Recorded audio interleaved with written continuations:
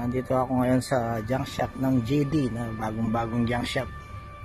Kaya lang pagawaan pa ito ng mga bakal. So ayusin muna. Ito yung magiging junk shop nila.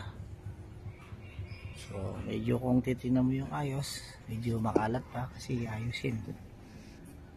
Yan, ngayon lang ako nakakita ng mga junk shop na ganito. Kaya lang ito gagawing junk shop. May pagawaan din na bakalan.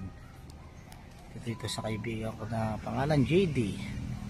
Tago muna natin siya sa pangalan kasi pakita pag umayos na.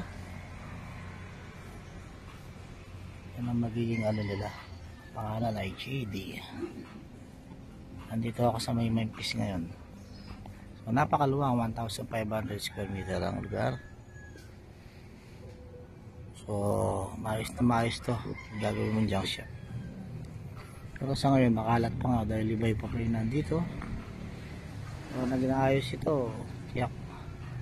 Sa napakagandang lugar nito. Salamat po sa pagtangkilik sa aking views. Shoutout sa lahat ng aking mga followers na kayo na.